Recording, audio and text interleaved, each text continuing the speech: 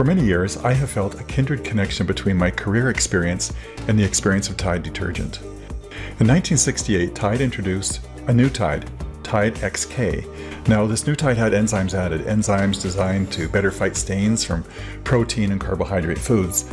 In addition, it was formulated to perform better in hard water compared to any other product on the market.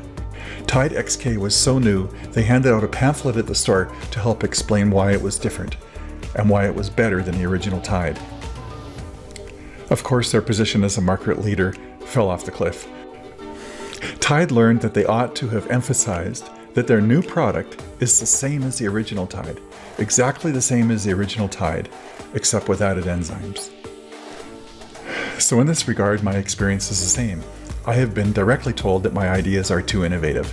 Some potential customers have the impression that I don't value conventional corrosion science and that I'm not supportive of industry methods.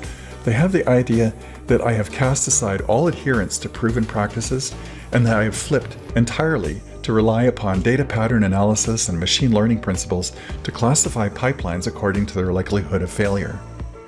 It's not the case. Just like everybody else, I care about the water in the pipeline.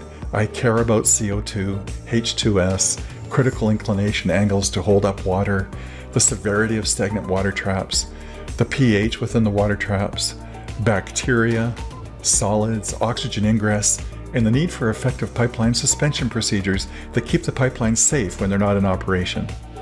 Like Tide, I have not always been successful at establishing the extent to which I share huge common ground with my peers prior to explaining my innovation, my added enzymes. For 40 years, internal corrosion has been the #1 cause of pipeline failures within oil and gas gathering systems.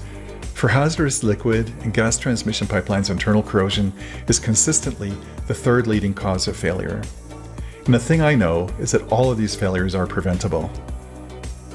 So just like Tide, I've always believed that there is merit in working to improve the performance of the status quo in order to better serve the industry.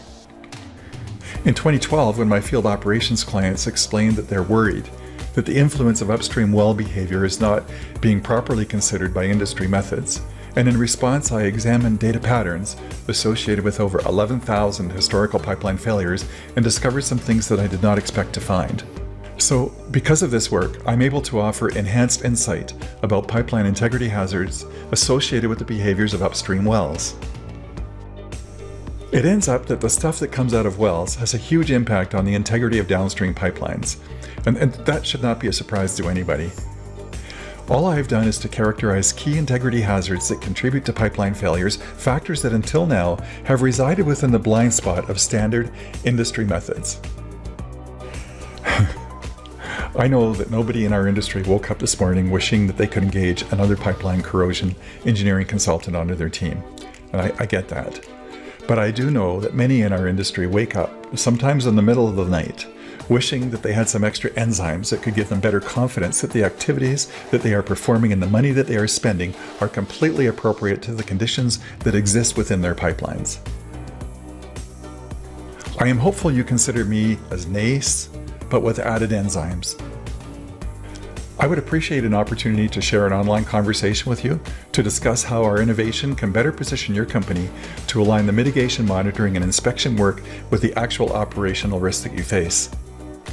Thank you for watching this video post.